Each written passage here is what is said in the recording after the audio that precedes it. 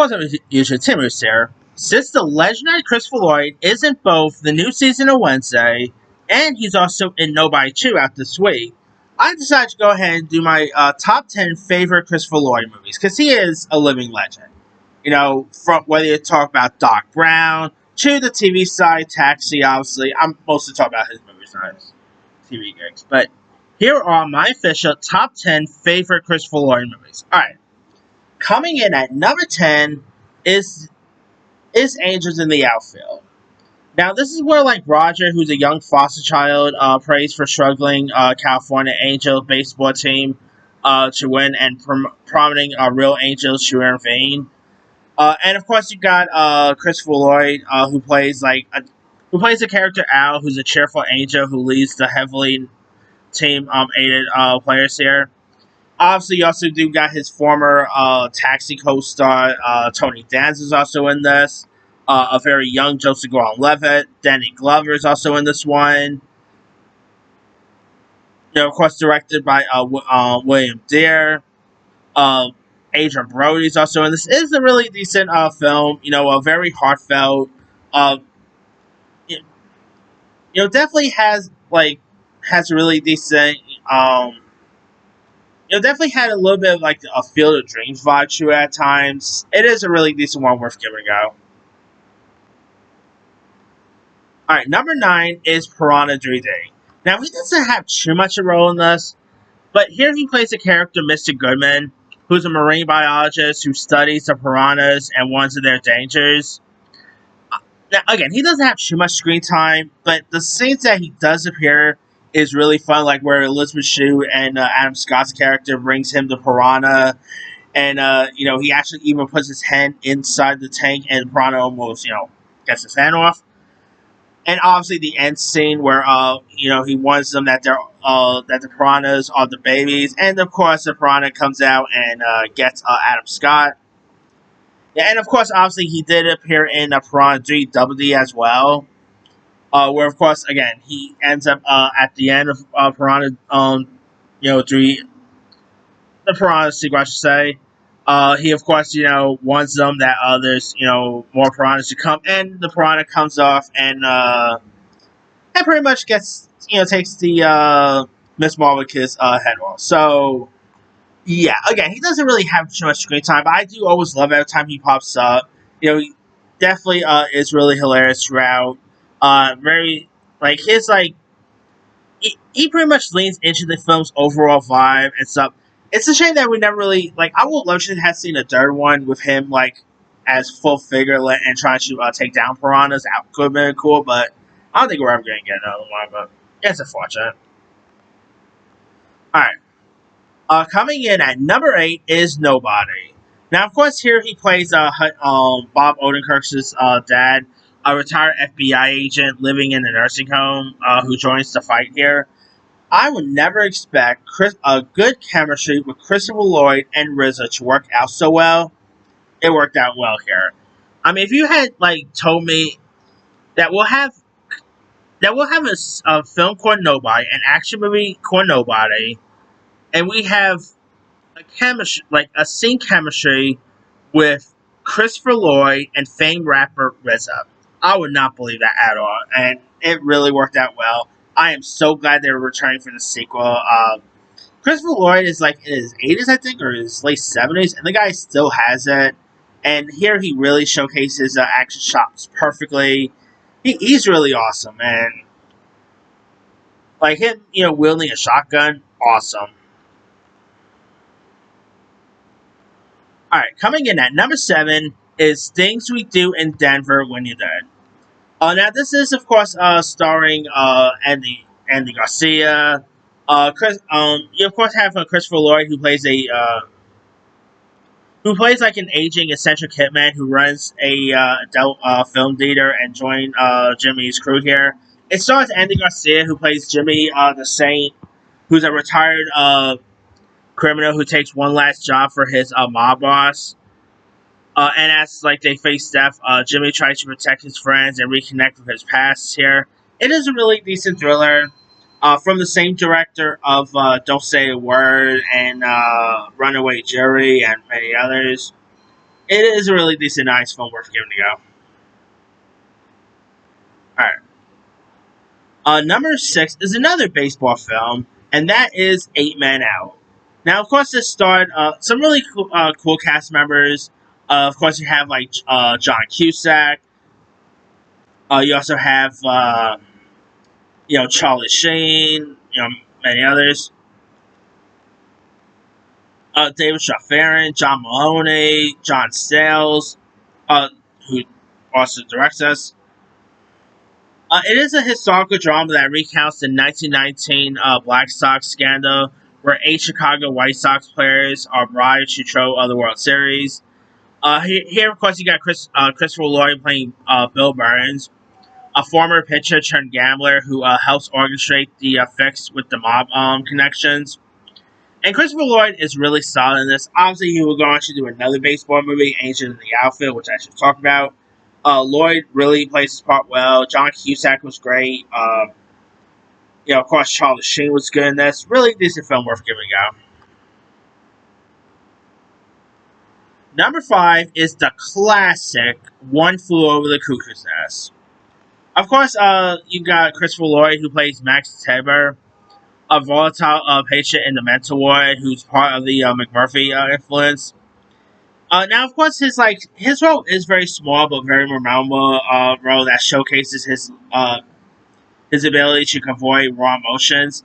Now, this movie came out at the same time that his TV show Taxi came out, so this is actually the movie that obviously put him on the map for more film goers. But obviously, Taxi became a hit, so obviously the showcase that he was not just a guy from Taxi anymore. And obviously, you got Michael Douglas in this. Chucky himself, Brad Dourif is in this. Brad Dourif is so good in this one. I mean, of course, Louis Fletcher. Great cast members. And wait, did I say Michael Douglas? I meant to say Jack Nixon. Jack Nixon's great in this. Michael Douglas is a producer, not starring it. But it is a really decent one worth giving a go. Number four is Clue. Now, of course, Clue is based on the popular board game where six guests and a butler gather at a mansion only to face multiple murders here. Obviously, you got the always great Tim Curry, Madeline Klein. Obviously, Christopher Lloyd's great in this. Of course, it's like he plays like a disgraced psychiatrist who's one of the blackmail victims invited to the mansion here, and he has some really fun moments in this. Of course, his reaction during the group's frantic recap is pretty hilarious. Um, oh, oh yeah, you also have Colleen Kent, Ma. I mean, Clue is a really great whodunit film. Of course, directed by Jonathan Lynn, who did a great job here. It's one of the best, whodunit mystery movies worth giving a go. Definitely interested in seeing a new version when they make that. All right, number three, The Addams Family. Now, funny enough, Christopher Lloyd is in the new Wednesday season. Yep, he doesn't really have a body. It's just his head flowing in a jaw, which pretty cool there. But here he plays the role of Uncle Fester, who is a bored, eccentric uncle or imposter who loves dynamites and oddball antics. He is so good in this, man. Of course, there has been other actors who played Uncle Fester before. Of course, Fred Armisen is great at playing Uncle Fester in the new series. In Wednesday. Of course, Uncle Fester has been portrayed by Jack Coogan, Nick Crow. But Christopher Lloyd brings a really cool agenda to the role. Obviously, going away to the sequel, he had a really fun moment with Joan Cusack, which is great. But the Addams Family is terrific. Of course, Raul Julia is great in this. Angelica Houston, very young Christine Ricci. The Addams Family is hands down an amazing film. Really fun, really quirky. I mean, they're mysterious and spooky and stuff. I mean, it is a really good one. And Christopher Lloyd, playing the part is really cool. Alright, number two is Who Framed Roger Rabbit. Now, this also came out in 1998 when Eight Men Out also came out. And Who Framed Roger Rabbit, is great. Of course, directed by Robert Zemeckis, starring Bob Hoskins. It takes place in 1940s Hollywood, where like cartoon characters coexist with humans. You have Christopher Lloyd, who plays Judge Doom, who's a menacing judge of Toontown, secretly a Toon himself here, and he like his chilling meltdown when Dip and Dip revealing the true true nature is really cool. I mean, he's really unrecognizable throughout. One of the best villains of that era of the '80s, in my opinion. A really good character there. And let's be real, my number one favorite Christopher Lloyd film of all time. I'm actually going to include like the other ones in this as well. That's why you don't see like part two or part three in the list. I'm actually just going to include them all at once. Number one, his best, not only his best film, but his best role and character of all time. None other than Back to the Future. Dr. Emmett Brown is one of the best characters uh, in movie history, in my opinion. Now, of course, it was cool seeing Christopher Lloyd come back as Doc Brown again. Um, he actually reprised his role as Doc Brown on a Jimmy Kimmel live episode. Even that little movie with Seth MacFarlane, A Million Ways to Die in the West, he also did that too. I mean, his Doc Brown is just so iconic, really cool. I mean, of course, his chemistry with Marty McFly is great. Michael J. Fox and Christopher Lloyd. I always love seeing pictures of those two together at like conventions and stuff. I mean, they just play off each other perfectly here. You know, I mean, Christopher Lloyd just does this role so well. I mean, I never really been to like the Universal Studios or whatever. But I heard that there is a really cool Universal Studios where like there's actually an actor who does a really good Doc Brown impersonation, which I actually saw videos of that. Awesome there.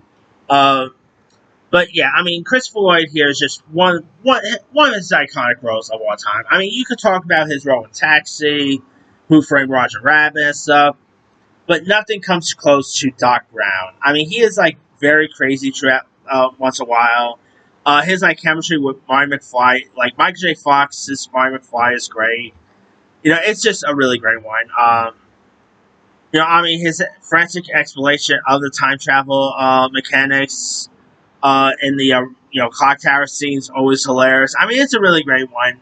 So iconic throughout, and man, I cannot believe Back to the Future is 4 years ago. That's insane to believe. But I mean, not only is Back to the Future my favorite Christopher Lloyd film, but it's also my favorite Michael J. Fox film as well. It's just such an iconic film. And although I would say Part Two is actually slightly better. I'm one of the rare folks who's not a fan of Part Three. I know it actually has its fans and stuff. I'm not really one of them. I mean, it's okay. Don't get me wrong. It's just not really as good as the other two. But that's just me.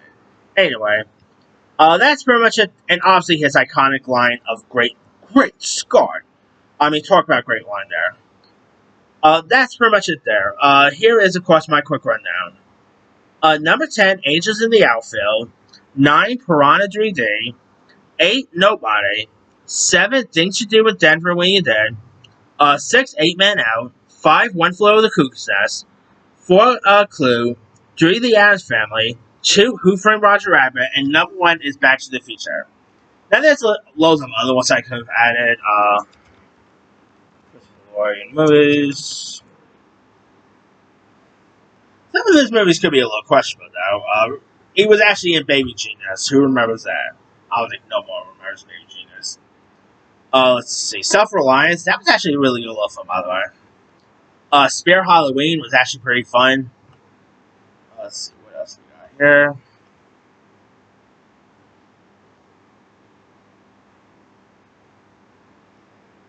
If you want to go to the TV front, obviously Taxi. His little cameo on the Connors was pretty fun. Let's. As Family Value, I could have easily added, but I just went with the first one. Senior Moment.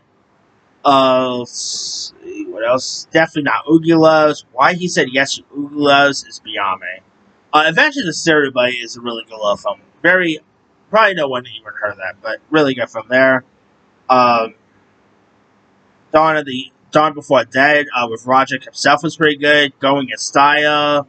I mean, I could probably done a top 15 instead. Anyway, let me let you guys. What are some of your favorite Christopher Lloyd movies? Drop comments below. Don't forget to like, subscribe, hit that bell for notification. This is Suicide.